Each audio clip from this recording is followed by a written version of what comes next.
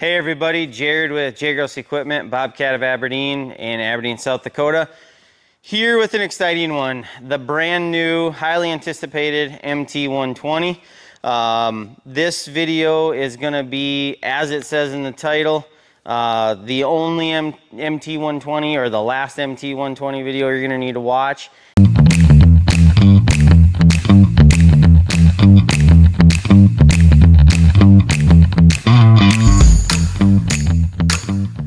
All right, so first things first, we're going to talk about some specs. Everything we're talking about is in the standard system today. We're in the United States. It's an MT120, which is 1,200 pounds, so 1,200 pounds rated operating capacity. Most of you are probably familiar with the MT100. We have a long form video on the MT100. The MT100 is still a great machine, but they're different. This is definitely a little bit more muscle, and you know, it sets up higher, it's heavier.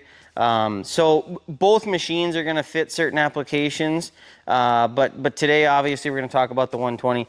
So like I said, I do have notes on it. 1,200 pound lift capacity. It's a 24.5 horsepower Daedong 3-cylinder diesel engine. So what does that mean? You know, some of these engine manufacturers that you haven't heard of before, or maybe you have, Daedong's a relatively good size engine manufacturer. We're gonna look at that engine. We're gonna have this hood open and everything, so be sure to hang around for that. But these companies, such as Daedong, a lot of these, you know, are companies are building engines that are getting relabeled with bigger engine brands. We won't go too far down that road, but very nice engine, quiet. It's in the way Bobcat engineered this, it's easily accessible in here, compared to some of the, you know, last models. Now, not to get too far into it, because we're gonna show this engine. No DPF on it, very little emissions on it. So what a huge bonus right there. So very nice little engine in there, and we'll dive deeper into it. Completely redesigned. This machine weighs 3,720 pounds. So, you know, not terribly heavy for what it can do. It's 35.6 inches wide. It has a height to hinge pin of 88.2 inches. So very nice lift height. I mean, easily is going to dump into, you know, a dump trailer, easily reach onto a deck over trailer, a fifth wheel trailer, you know, very easily reach into the bed of a 3/4 ton truck, a 1 ton truck. Trucks are getting bigger. I can't even see in the box on half of them anymore. So 4.7 mile per hour ground speed. It's a single speed machine. I would imagine someday we're going to start seeing these with 2-speed travel, but for now this is a single speed machine, but very nice ground speed. 8.1 gallons of diesel is what it holds. We're going to show that diesel tank, where it's at now, and how they're kind of laying this machine out a little bit better to balance it better, and serviceability compared to previous models. 12 gallons per minute for the hydraulic system if you're running auxiliary hydraulics. To put that into perspective, you know, 15, 20 years ago, the machines that you sit in, multiple brands, 12 gallons per minute wasn't all that uncommon for, you know, a 40 horse, 50 horse sit-in skid steer. So pretty impressive hydraulics. If you're going to be running a power rake on one of these, if you're going to be running a tiller, a stump grinder, we rent some of those attachments on these, and they run them very well. On the 120s is what we're currently renting.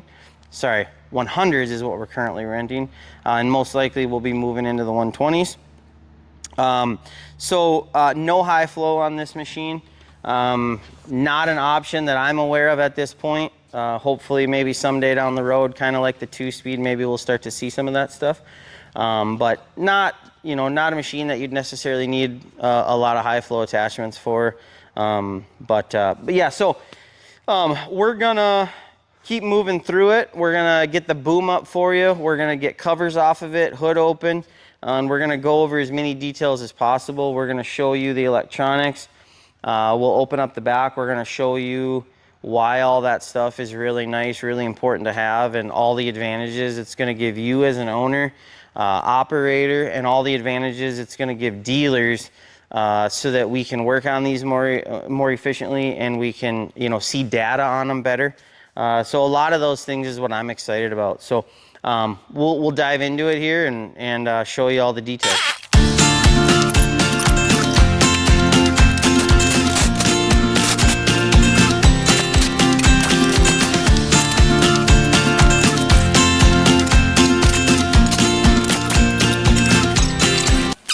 All right, so we spared you guys the boring moment there, and we pulled the covers. Those covers took 3 minutes to pull, probably. Super easy to pull. We took pretty much every cover off of it. Not every cover maybe, but just about. So that we could show you. You take those 5 minutes. I didn't count them, but it was probably 16 bolts. Every one of them you can spin out with an impact. And we even took the front off. So we left the diesel fill hang here, just so we could show you accessibility, because as far as mini track loaders go, this is nice. Probably right up there in the industry. And the reason we pulled all these covers is you know, 3 years down the road, 4 years down the road, if you're considering purchasing one of these, I want you to see how nice things are to work on, and how you know, simple this engine is. If you needed to put an engine belt on it, I'm touching it. It's right there. Once I pulled those 3 covers off that surround this engine, it's right there. Your fuel shutoff solenoid's right here. Obviously your diesel fill is here. Your primer for your fuel is right here. Now I do want to mention a lot of this stuff, like the oil filter. This is the engine oil filter, the fuel primer. A lot of that is going to be accessible day to day through these. This is, you know, a nut you can spin by hand, and then you can open these covers. To be honest, if you have an impact with you, even a socket, you know, and a ratchet, you could probably pull the side cover off just in a couple more minutes, you know. So we always tell customers that it's a good time, if you're going to do an engine oil change, if you're going to do a fuel filter, air filters, for the little bit of time it takes to pull this hooding off, blow this machine out, wash this machine out, and you know, give it the maintenance it deserves. Your engine oil dipsticks here, which is going to be accessible just by opening this top hood. You wouldn't need the side access panels off for any of that. You'll see this machine here has a spark arrestor muffler on it. No DPF, no electrical sensors in that muffler at all. Doesn't even have exhaust manifold sensors. Very clean engine. This engine, to be honest, is probably like traveling back in time 15 years as far as electronics. A very simple, very clean engine. As most of you know, traveling back in time 15 years with diesel engines isn't a bad thing, because it's just more simple, and everybody has issues with sensors and DPFs and all that. So very nice to see, very clean. Now this unit, we've already installed a block heater. You'll see we kind of got a little bit of a mess with coolant there. That was from us and the fan blowing it around. But that block heater's right there. And we have the cord accessible through that left hand hood access point that would be over here. Here's your starter. If you were to ever have to put a starter on this unit, your alternator's here. So everything for the most part is very accessible. Here's your primary fuel filter, water separator. You could service and drain that through that quick access screen that would normally be there. You'll notice the cooler is in a similar location to the MT100, but it's bigger. The fan layout's better, and you'll see this cowling, you know, basically comes down, seals on this rubber, and then this large electric fan is going to cool that. Your reservoir overflow is here. I'll get some light in here. Your overflow is here, and your radiator cap is right here. So everything's pretty nice and clean. The hood has a lock on it, so that when this hood's up, if you're working in here, you know, blowing this out, day-to-day maintenance, that hood's not going to fall on you. Your service points are here, kind of a quick reference. Also, you know, you'd want to jump into your manual for details, but you do have your 10 hours, 50 hours, etc., there for when all those need service. As we mentioned in all of our videos, we do have the boom lock in it. This machine's equipped with a nice boom lock. It's a little different than the larger loaders. It comes in from this side, just due to room to get it on the back of that cylinder. But guys, always be sure if you're working on these machines, working around them, if you have that boom up, that you have that safety lock in there. Super important to keep you protected. Pretty hard to miss these cast, you know, vertical lift boom linkage links. Very nice, very heavy arm on this machine. The other thing that I wanted to mention is we have this front cover off here.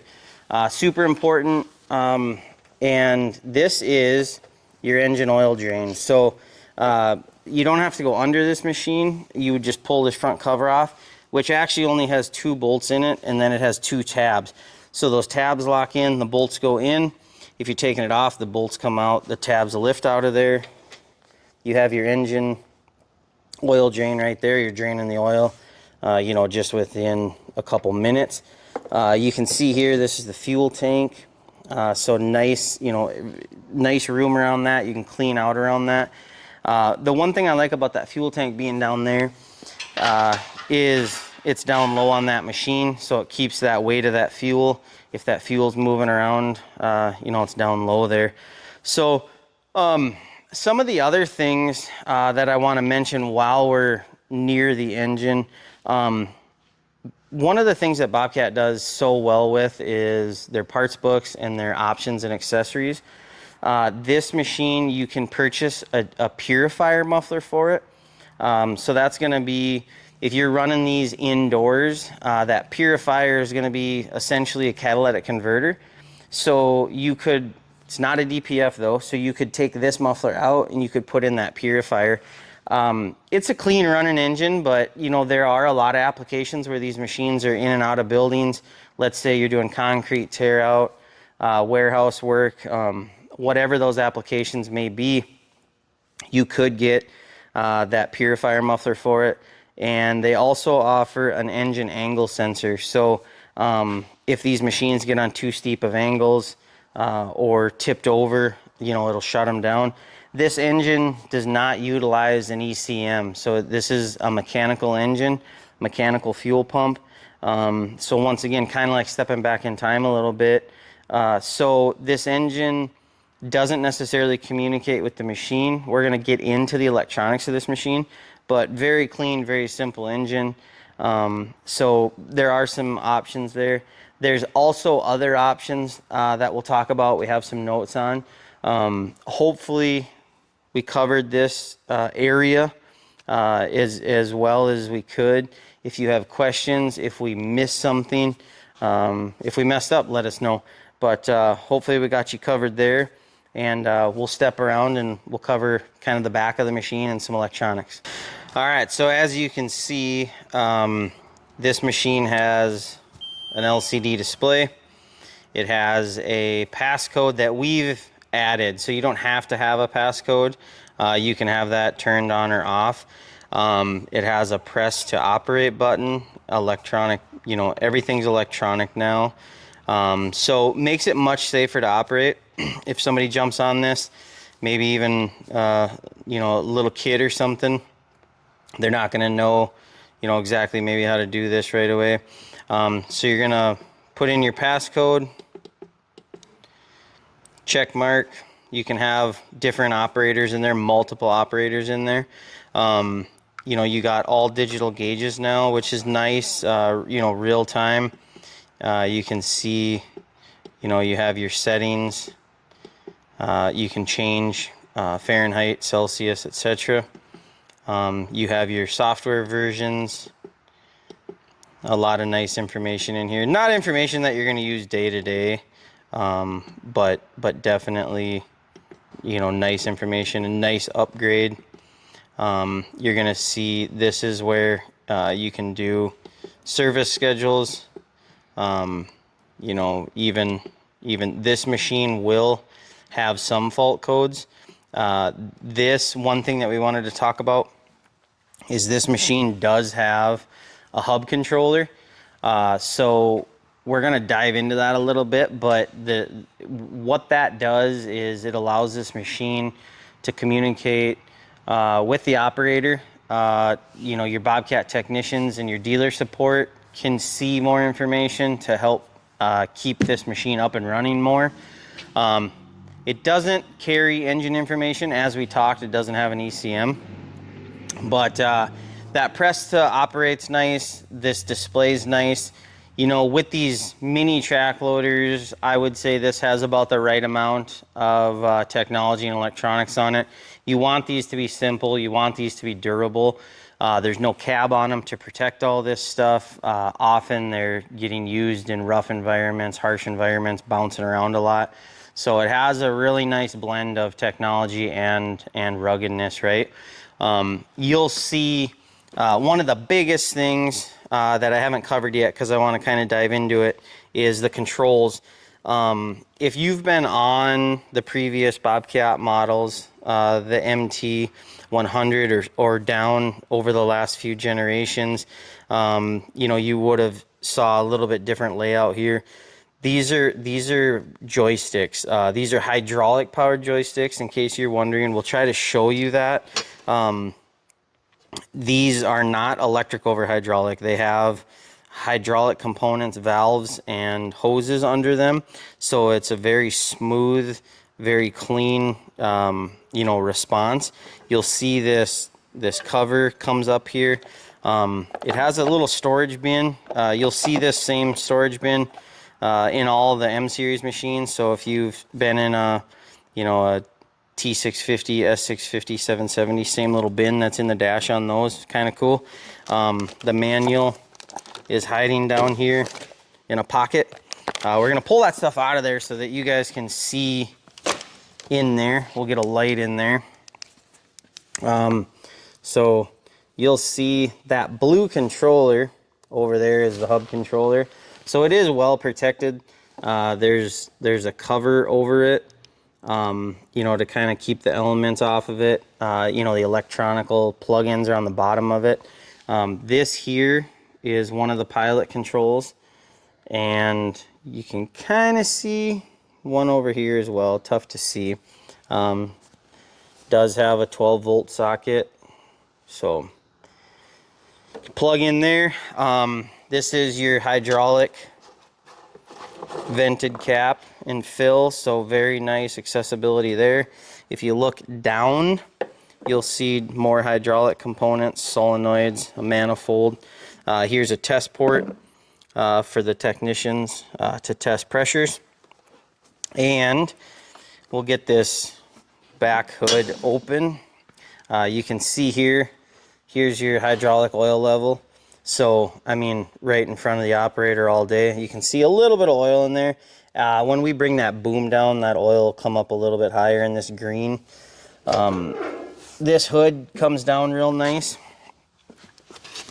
And we'll get some light in there. You'll see there's another test port here. This is a hydraulic pump, hydraulic filter, sealed fuse panel, air filter, battery. You can see the bottom of the machine. I mean, you can see it's a clean layout. For the most part, if you were working on this machine, most of the hoses are within arm's reach.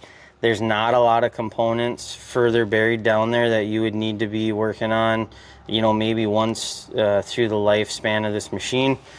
It has an air filter indicator right here up on that bracket. You can see it there, so you can check that day to day and make sure your air filter's not pulling vacuum. You can pop that lid off there, kind of see how easy that is to get to. Weasel that out of there. Sorry. So this machine does utilize an inner and outer air filter, which is really nice, and you know, very, very easy to get to every service component on this machine. You'll see, I'm going to set this stuff off to the side real quick. You'll see right here is something really cool that we enjoy as a dealer. This is an ACD 7-pin connector. So one of the cool options that can be added to this machine now is a 7-pin harness. The MT100 you could add a 14-pin to. This one, we have capability to communicate with this machine with the Bobcat remote start tool and the Bobcat service analyzer, which also gives the ability to put a 7-pin on it for running auxiliary attachments that utilize electronics. So that's a pretty big step in the right direction here. And that just kind of tucks down there if you're not using that. If you are using a 7-pin, the 7-pin harness would hook to that, run up your boom arm. Otherwise, we're going to connect to that here at the dealership or with the service truck when we're out in the field to pull information off this machine, work on this machine. You can kind of see back in these pockets, there's weights bolted right here to give this machine a little bit more stability. It has a nice weight bolted in both sides, and to kind of give it a little bit of bulk and keep the tail end on the ground. All right, so another thing that we wanted to cover on this video is the undercarriage. This machine has the wide track option on it, and you can get a narrow track and a wide track, and that also changes the sprocket. But one thing that we wanted to cover that's different than the MT100, the MT100 has a mechanical track tensioner that you had to do with tools. And this one has a grease tensioner that you'd find similar on the larger models. And there's a grease fitting in here to tension that track. And you would tension this track the exact same way that you would in our long form track removal, track install video with a 5/8 space under that center idler. So very simple setup there, a little quicker if you got a grease gun with you on the job site or the farm. And another really cool thing about this unit is it has serviceable drive motors. So that's going to get you a more durable drive motor and longer life. You can see we wrote on it because we checked it here when we did the pre-delivery inspection. But this drive motor is serviceable, and it is in the maintenance schedule. I believe it's a 500-hour interval. I'm almost certain. So you can see that. You do remove the sprocket to do it, but the sprocket is very easy to get off. And this is your park brake pin. So that park brake pin comes out, and your sprocket hits that. Another important thing is this park brake pin has a grease zerk on it so that that pin stays lubricated so that it doesn't start hanging up. So if you are going to run one of these in an application where there's a lot of moisture, a lot of sand, mud and rock that's going to be getting in and kind of sitting in this area, you're going to want to make sure you keep this clean day to day and get in there and grease that. Now this can be covered in mud, sand, water, it doesn't matter, but you just want to make sure that you at least know occasionally, you know, whether that's per tack hour or once a day, you're greasing this pin kind of with the rest of the machine so that you know that your park brake pin can release when it's time to go to work. Otherwise, I mean, you can see, you know, large oversized hardware holding this undercarriage in here. You know, all steel rollers. you know, very nice setup to keep this track on this undercarriage, you know, day in, day out when you're working hard. So really nice undercarriage, simple, clean, and as Bobcat always does, you know, very nice improvements and very well thought out and engineered, you know, with a new model and things that we were looking for as dealers and customers. To see them bring it to this machine is exciting, and it's going to be awesome for the job site. Very exciting for us as a dealer to bring these to customers. If you know, haven't ran one of these yet and you own a previous model, or if you own a different brand and you're looking to get in one of these, I'd highly encourage that you get on one. Hopefully this gives you an in-depth look at one of these for the technical stuff you want to know. But very impressive machine, very smooth, and everybody that's been on it really enjoys it. So if we missed anything in this video, I apologize in advance, but please comment, please reach out to us, and we'll get as much information to you as possible. If we come across something that you need to know, we'll do another video on it. We did not cover auxiliary hydraulics and the quick attach, but we did talk about options. So this machine comes standard with the Bobcat. So this has a universal 2-pin on it, and you can put the mini skid steer industry quick attach on it if you choose to. If you already own some of those attachments, if you have another brand, it does have the lovely manifold for the auxiliary hydraulics, the push to release. So all that stuff is coming over from the other models. Very, very operator friendly, very nice setup. So if there's anything else that you want to know, like I said, please let us know. Drop a comment. Please like and subscribe. We're going to keep bringing you this equipment content as often as possible and as accurate as possible. So thanks for joining us, and have an awesome day.